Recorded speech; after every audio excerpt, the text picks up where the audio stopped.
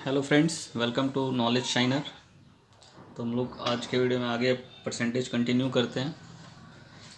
The salary of manager the salary of a manager of XYZ bank is 400% more than the salary of a clerk. एक manager की salary जो है एक clerk की salary से 400% ज़्यादा है। If manager salary increase by 20% and clerk salary increase by 10%, है ना। अगर मैनेजर की सैलरी 20% से बढ़ जाए और क्लर्क की सैलरी 10% से बढ़ जाए, then find the overall percentage increase in the salary of 4 managers and 5 clerks in that bank, है ना। तो हमें बताना है कि 4 मैनेजर और 5 क्लर्क के सैलरी में ओवरऑल कितने परसेंट का इंक्रीमेंट हुआ। तो हम यहाँ पे हम ये मैनेजर और क्लर्क की सैलरी का यहाँ पे अगर हम रेशियो निकाल लें, सबसे पहले क्या करते हैं कि हम मैनेजर और क्लर्क की सैलरी का रेशियो निकाल लेते हैं। तो मैनेजर की सैलरी जो एक मैनेजर और एक क्लर्क की सैलरी का रेशियो निकाल लेते हैं। तो मैनेजर का सैलरी जो है वो 400% क्लर्क की सैलरी से ज़्यादा है, यानी कि 400%, यानी कि क्लर्क जो है अगर 100% होगा तो मैनेजर जो है 500% होगा। तो रेशियो क्या हो गया, 5:1 हो गया मैनेजर और क्लर्क का। फिर उसके बाद क्या बोल रहे हैं कि मैनेजर की सैलरी जो है इंक्रीज़ बाय 20%। तो 20% का क्या मतलब हुआ कि 1/5, और क्लर्क सैलरी इंक्रीज़ बाय 10%। इसका मतलब क्या हुआ 1/10, 10% 1/10। तो क्लर्क की सैलरी को हम क्या कर लेते हैं, यहाँ पे 1 है तो हमको यहाँ पे क्या कर लेते हैं, क्लर्क का सैलरी को 10 मान लेते हैं, है ना, जिससे हमको पॉइंट में कैलकुलेट ना करना पड़े। तो 10 हम इसको लिख लेंगे, तो इसको भी हम क्या कर लेंगे 50 कर लेंगे।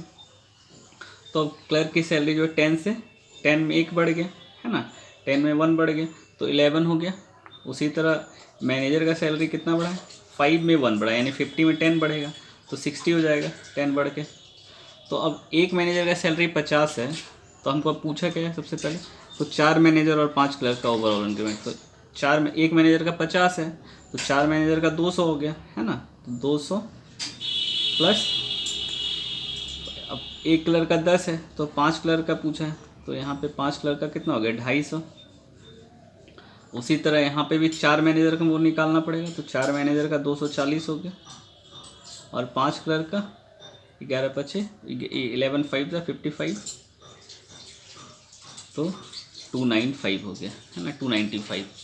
तो हम देख रहे हैं कि ओवरऑल कितना परसेंट, ये ओवरऑल कितना इंक्रीज़ किया मैनेजर और क्लर्क की सैलरी, मैनेजर और क्लर्क की कंबाइंड सैलरी कितना इंक्रीज़ किया 45। और 45 किस में इंक्रीज़ किया, पहले कितना था 250 था, और इसको हम परसेंटेज मानेंगे 100 से मल्टीप्लाई कर देंगे। तो 5 5 ज़ा 25, 5 9 ज़ा 45, 5 2 ज़ा 10, 90 ज़ा 18%।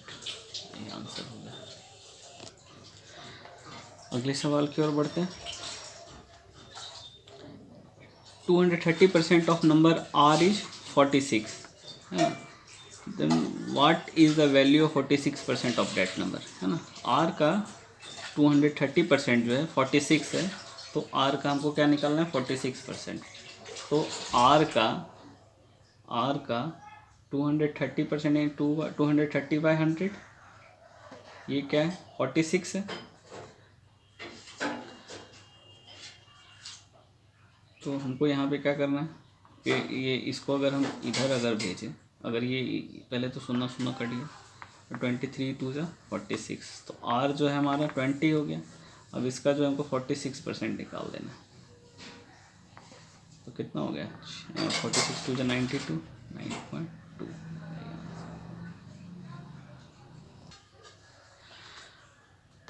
Next, a customer can afford only 10% increase in his total expenditure due to sudden increase in petrol price by 25%, है ना। पेट्रोल के प्राइस में अचानक से 25% पेट्रोल प्राइस जो है बढ़ जाता है, तो हमें तो वो आदमी जो है अपने टोटल एक्सपेंडिचर में कितना परसेंट इंक्रीज कर सकता है, मतलब कि कितना वो खर्चा करने में सक्षम है। अगर पेट्रोल का प्राइस जो 25% बढ़ जाता है, तो वो 10% जो है वो सक्षम है कि 10% वो ज़्यादा खर्च कर सकता है।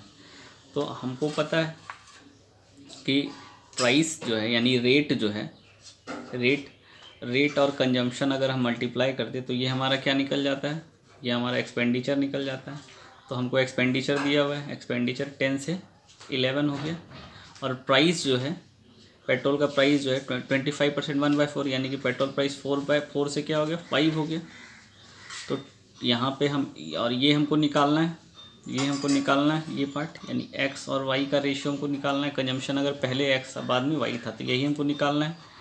तो यहाँ पे हम क्या करते हैं कि 2 2 ज़ा 4, 2 5 ज़ा 10, और इसको अगर हम इधर भेजें तो ये क्या हो जाएगा, ये पार्ट अगर ये यहाँ से उठ के यहाँ आ जाए तो 5/2 हो जाएगा, यानी कि 25/22 हो जाएगा।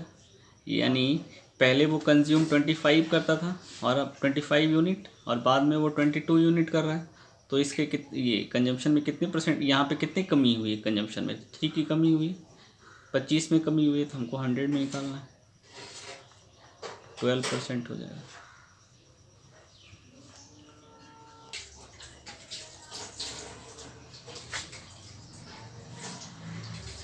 In the previous government party Q was in the opposition, है ना। पिछली सरकार जब थी तो क्यू जो था वो अपोजिशन में था। Now the seat increase by 33.33% जो है, now increasing this seats by 33.33%, Q is ruling party and this party Q enjoys twice the majority than that the party P, है ना। यानी कि क्यू की सीट में 33.33% की वृद्धि होने से जो है क्यू अब रूलिंग पार्टी बन गई है, और जो पी की पहले मेजॉरिटी थी वो उसकी जो है दुगनी हो गई है क्यू की मेजॉरिटी। यानी कि जितना पी जो है, पहले जितना सीट क्यू से ज़्यादा था पी का, अब वही उससे दुगना सीट जो है क्यू का ज़्यादा हो गया है पी से, है ना। मेरे कहने का मतलब क्या है कि ये क्वेश्चन के कहने का मतलब क्या है कि पी क्यू जो है पहले क्या थी, अपोजिशन में थी, है ना, और उसका सीट जो है 33.33% से जब बढ़ा, अगले इलेक्शन में जब 33.33% बढ़ा तो वो रूलिंग पार्टी हो गई। और पहले वो जितना सीट पी से क्यू का कम था, अब उससे दुगना ज़्यादा सीट जो है क्यू का पी से ज़्यादा हो गया है ना। तो in the previous, if there were only 2 parties, है ना, अगर केवल 2 ही party P U and Q है और फिक्स नंबर ऑफ सीट है 500 and fix number of seats भी 500 in the parliament, then find the number of seats of the Q in new government, है ना। तो हमें अब मतलब कि जब रूलिंग पार्टी बनी है तो हमको इसका सीट कितना है ये पता करना है। तो 33.33% का मतलब क्या हुआ, 1/3। यानी कि हम एक काम करते हैं, पी और क्यू का, तो क्यू को हम क्या बोल देते हैं, क्यू को हम 3 मान लेते हैं, यानी कि हमको आसानी हो तो इसके लिए हम क्या कर लेते हैं, 3Q बोल देते हैं। क्यू का सीट जो था पहले 3Q था, है ना, और पी का सीट जो था पी ही था, है ना, पी का सीट पी ही था। अब क्यू जो है, क्यू का सीट जो है 3 में 1/3 बढ़ जाता है, यानी कि 3 अगर टोटल था तो उसमें 1 बढ़ जाता है, यानी कि क्यू का अब बढ़ के कितना हो गया, 4 हो गया। 3 में 1 बढ़ गया, 1 क्यू बढ़ गया, तो 1 क्यू बढ़ गया तो यहाँ पे 4Q हो गया। और P का सीट अब क्या हो जाएगा, P - Q हो जाएगा, है ना। तो ये जो डिफरेंस है यहाँ पे P जो है, P यहाँ पे जो होगा, यहाँ पे जो P और Q 3Q का जो डिफरेंस होगा ये आधा होगा इसका, है ना। ये वाला डिफरेंस जो है ये दुगना होगा इस वाले डिफरेंस से, है ना। ये वाला जो डिफरेंस है यानी कि यहाँ जो है 4Q माइनस P - Q, है ना, और इसका डिफरेंस यहाँ पे P ज़्यादा था तो P - 3Q। यहाँ पे क्या था, यहाँ पे Q, ये रूलिंग पार्टी है तो 4Q में हम लेस किए P - Q, और यहाँ पे P ज़्यादा था तो P - 3Q, है ना। अब ये जो है डिफरेंस जो है ये क्या होगा, ये जो है ये 2:1 होगा, है ना। तो हम ये केवल हम इसको हम ये मन में भी कैलकुलेट कर सकते थे, ये केवल समझाने के लिए जो हम इतना लिखे हैं। तो यहाँ पे क्या हो गया 4Q minus P plus Q, है ना, ये बाहर आएगा तो प्लस माइनस, ये माइनस माइनस प्लस, यहाँ पे प्लस माइनस माइनस। उसी तरह ये क्या हो जाएगा 2P माइनस 6Q, है ना। तो ये हम अगर कैलकुलेट करें और इसको अगर हम इधर भेजें तो ये क्या हो जाएगा 3P, और ये क्या हो जाएगा, ये इधर आएगा तो 10Q हो जाएगा, ये सॉरी 4Q प्लस 5Q, ये 4Q और Q और इधर 6Q, तो 4, 5 और 6Q 11Q, और इधर P, ये इधर जाएगा तो प्लस हो जाएगा तो 3P। तो P और Q का रेशियो क्या हो जाएगा यहाँ पे 11/3। अब जो है यहाँ पे हम यही चीज़ अब हम बांट लेते हैं यहाँ पे। अब हम P के जगह पे हम क्या लिख देते हैं 11 लिख देते हैं, और Q के जगह पे यहाँ पे Q का वैल्यू क्या है 3 है, तो 3 3 जा 9। उसी तरह P का यहाँ पे P माइनस Q है, तो यहाँ पे 11 माइनस जब 3 करेंगे तो यहाँ पे P का वैल्यू क्या हो जाएगा 8 हो जाएगा, और यहाँ पे क्या हो जाएगा ये 3 4 जा 12, है ना। तो अब जो है ये जो है 11 और 9 मिलके 20 हो गए, यहाँ पे 8 और 12 मिलके 20 हो गए। ये हमको चेक कर लेना है कि ये दोनों ही स्थिति में, क्योंकि नंबर ऑफ सीट्स जो है वो सेम है हमेशा। तो 11 और 20, 11 और 9 20 हो गया, और 8 और 12 भी 20 हो गया, और यहाँ पे डिफरेंस भी देख लेना है 2, और ये डिफरेंस जो है 4 हो गया। अब हमको क्या पूछा है कि ये Q का सीट पूछा है, Q जो है जीता हुआ सीट कितना है 12 है, तो हमको 12 का वैल्यू निकालना है। यानी कि 500 का ये 20 जो है किसको रिप्रेजेंट कर रहा है 11 9 20 जो है ये 500 को रिप्रेजेंट कर रहा है। अब 12 किसको रिप्रेजेंट कर रहा है, तो यहाँ पे 12 जो है इसमें 20 इंटू 12, 4 दिए 12 4 5 100, तो यहाँ पे 300 हो जाएगा, यही answer.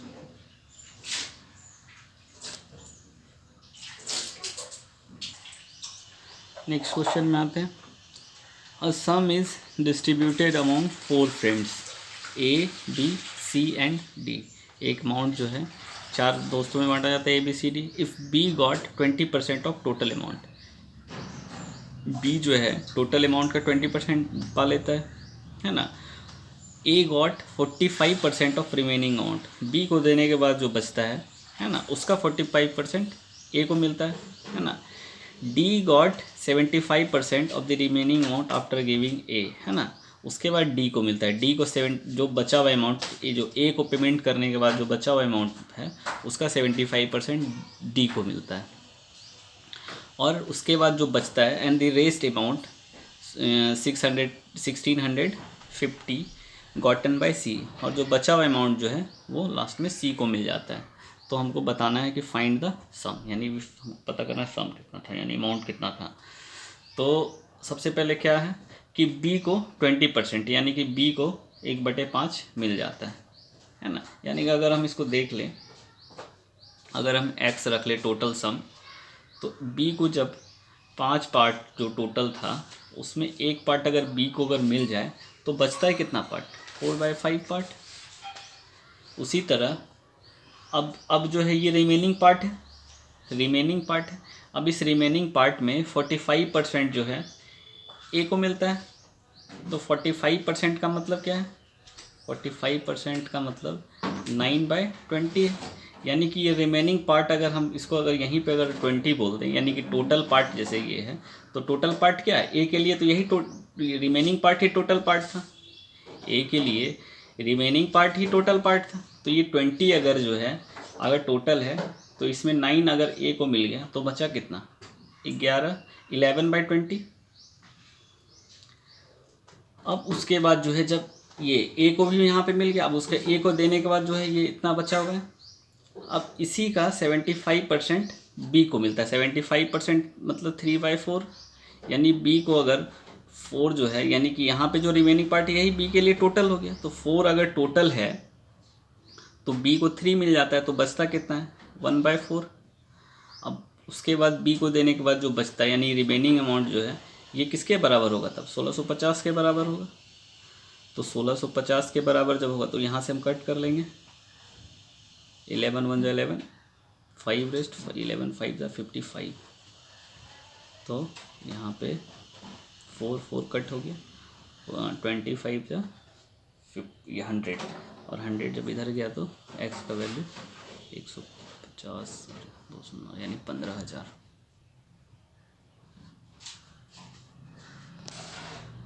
Next, the SP of A is 25% less than the SP of B.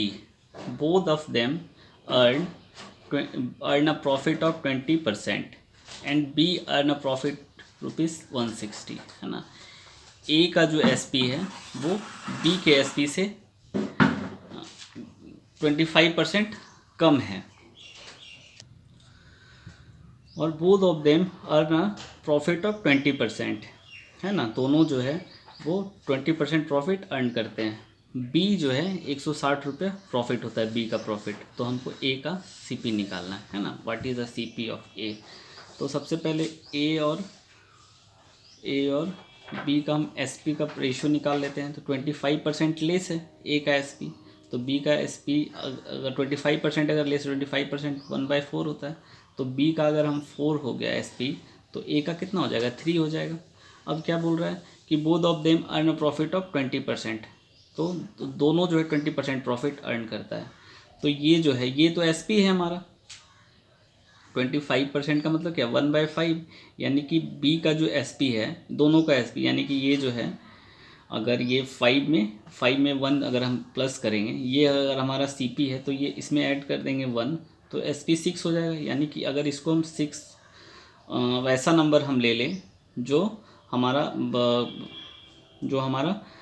4 से भी कट हो जाए और 3 से भी कट हो जाए, तो हम एक काम करते हैं कि और 6 से भी कट हो जाए, तो हम इसको जो है इसको 12 बना लेते हैं। अगर इसको हम 12 बना लें तो ये अगर 4 3 ज़ा 12 है तो इसको भी 3 3 ज़ा 9 कर लेंगे, है ना। और जब हम अब यहाँ पे क्या है 5, ये 6 हमारा 6 जो एसपी है, अगर यहाँ पे भी 12 हमारा एसपी है, 12 जब हमारा एसपी है तो हमारा सीपी कितना होगा, यहाँ पे बी का सीपी जो है 10 हो जाएगा, है ना, 10 हो जाएगा, 10 हो जाएगा।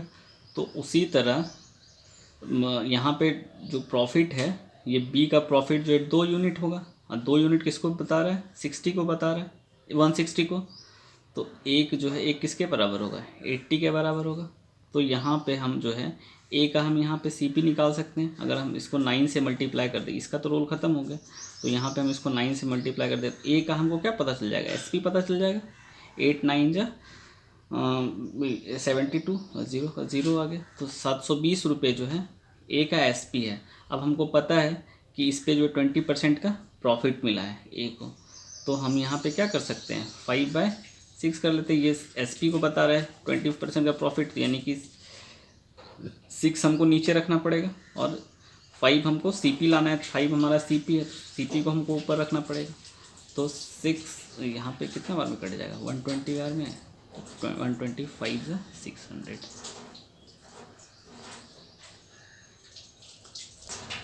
यहाँ पे हमें एक चीज़ ध्यान रखना है, जो चीज़ हमको दिया हुआ है ना, तो फ्रैक्शन में जब हम करेंगे, जो हमको जो चीज़ निकालना है, जैसे यहाँ पे हमको सीपी निकालना था तो सीपी वाला पार्ट को हम ऊपर रखें, और एसपी हमारा दिया हुआ था तो एसपी वाले पार्ट को हम क्या किए नीचे रखें, है ना।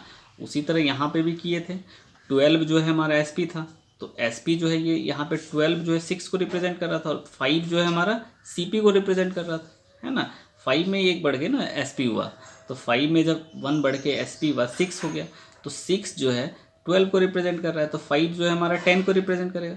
तो 10 जो है यहाँ पे कितना बढ़, यहाँ पे प्रॉफिट कितना हुआ बी को 2 हुआ, 2 जो है 160 को बता रहा है, एक जो है हमारा 80 को बताएगा। तो यहाँ से हम क्या किए, यहाँ से हमको 1 यूनिट का वैल्यू पता चल गया, तो हम 9 यूनिट का वैल्यू निकालने का है कि हमको सीपी ए का पूछा है, तो ए का एसपी हम पहले निकाल लेते हैं। तो ए का एसपी जो है 720 निकल गया। अब हमको जो है क्या यहाँ पे हमको क्या सीपी निकालना है तो CP निकालना है तो हमको ST पता है, यहाँ पे A को भी 20% का ही प्रॉफिट दोनों को हुआ है, तो 20% का मतलब क्या, यानी कि 6 ये 1/5 20% का मतलब, तो 5 और +1 6 हो गया, तो 6 SP को हम नीचे रखें और 5 जो है हमारा CP था तो इसको हम ऊपर रखें, और इसी तरह CP हमारा 600A का आ गया। 50% of a number is added to the square of the same number, है ना, तो then it is increase by 4950%, है ना। जब हम किसी नंबर के स्क्वायर में उस नंबर का 50% ऐड कर देते हैं तो वो नंबर कितना परसेंट से इंक्रीज कर जा रहा है, 4950% से इंक्रीज हो जा रहा है, यानी कि 4950% से इंक्रीज का मतलब क्या, वो 50 हो गया होगा, है ना। Then find the original number, find original number, तो हम ओरिजिनल नंबर अगर हम x मान लें तो x का 50% जो है क्या होगा 0.5, तो और x ये और किस में हमको ऐड करना है, उस नंबर के स्क्वायर में, यानी कि x स्क्वायर में अगर हम 0.5x ऐड कर दें तो हमारा क्या हो जाएगा, x का 50 हो जाएगा 100। 50% of number is added to the, हाँ तो ये जो है हमारा क्या हो गया, ये 49 50% से इंक्रीज 49 100 50% से इंक्रीज़ कर जा रहा है, यानी कि 100 में अगर 49 150 अगर ऐड करते तो 50 हो गया, 50/100 हो गया, है ना।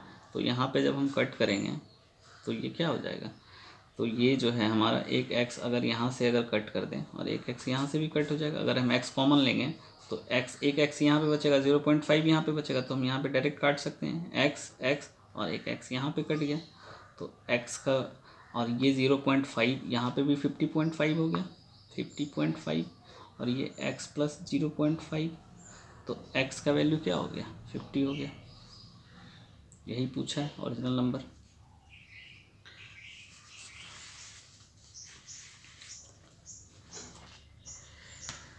In a multinational company, there were 47% female employee. If the male employee were 260 more than the female employee, and find the female employee working in that company, है ना। अगर 47% किसी कंपनी में फीमेल एम्प्लॉई है तो मेल एम्प्लॉई कितना होगा, female employee अगर 43% है तो मेल एम्प्लॉई कितना होगा, ये सॉरी 57 है, 47% अगर फीमेल एम्प्लॉई है तो मेल एम्प्लॉई जो है 53% होगा। तो ये मेल जो है यहाँ पे मेल कितना ज़्यादा है, 6 ज़्यादा है, 6 ज़्यादा है, तो 6 जो है ये किसको रिप्रेजेंट कर रहा है 216 को, तो हमको बताना है फीमेल एम्प्लॉई 47% है, तो एक जो है यहाँ पे अगर हम इसको 6 और इंटू 47 के, तो ये जो है 36 बार में कट हो जाएगा, और 36 इंटू 47 को जब हम मल्टीप्लाई करेंगे 7 6 जा 42, हाथ मेरा 4 और 7 या 21 6 चौक 24 21 और 24 45 और 4 49, हाथ मेरा 4 4 12 4 16, तो 1692 हो जाएगा आंसर। नेक्स्ट क्वेश्चन में आते हैं। When a number p is increase by 16.66%, है ना, 16.66% का मतलब क्या 1/6, and another number q is increase by 11.11%, और दूसरा नंबर क्या है q जो है वो 11.11 यानी कि 1/9 इंक्रीज कर रहा है, तो then p becomes 140% of q, है ना, तो p जो है 140% q का हो जाता है, 140% q का हो जाता है, यानी कि 140/100 हो जाता है ना, तो 7/5 हो जाता है। If their difference if the difference of their original value is 14, है ना, तो हम पहले यहाँ पे निकाल लेते हैं p और q का ओरिजिनल रेशियो क्या था, तो p जो है वो 16.66% से इंक्रीज़ कर रहे थे, यानी कि 6 में अगर 16.66 मतलब 1/6, यानी कि 6 में अगर 1 बढ़ा देंगे तो P जो है क्या हो गया 7/6 हो गया। उसी तरह Q जो है, Q भी क्या हो जाएगा 9 में एक बढ़ जाएगा तो यानी 10/9 हो जाएगा। और ये रेशियो जो है P और Q का रेशियो क्या हो जाएगा देन, अगर बढ़ने से क्या हो जाता है रेशियो, तो बढ़ने से 7/5 हो जाता है P और Q, यानी कि टोटल पार्ट जो है ये P जो है अब 7 हो गया और Q जो है ये 5 हो गया। तो इसको हम कैलकुलेट करते हैं। जब हम इसको कैलकुलेट करेंगे तो P इंटू 7/9 हो जाएगा, ये 9 ऊपर चला जाएगा। उसी तरह Q इंटू 10/6 और ये क्या हो गया 7/5, तो ये 7 कट हो जाएगा, 5 2 जा 10 हो जाएगा, 3 3 जा 9, 3 2 जा 6। तो P और Q का रेशियो जो है ये क्या हो जाएगा 3/4 हो जाएगा। और हमको क्या दिया हुआ है, अब उसके बाद क्या दिया, difference of their original value is 14। तो हमको ओरिजिनल रेशियो P और Q का पता चल गया। और डिफरेंस जो है इसको हम यहाँ पे लिख लेते हैं, P और Q 3/4, इसका डिफरेंस जो 1 है, 1 किसको बता रहा है 14 को। तो हमको उस दोनों का सम बताना है P और Q का। तो P और Q का सम कितना हो गया 7 हो गया, 3 और 4 7, तो 7, तो यहाँ पे 98 हो जाएगा हमारा आंसर।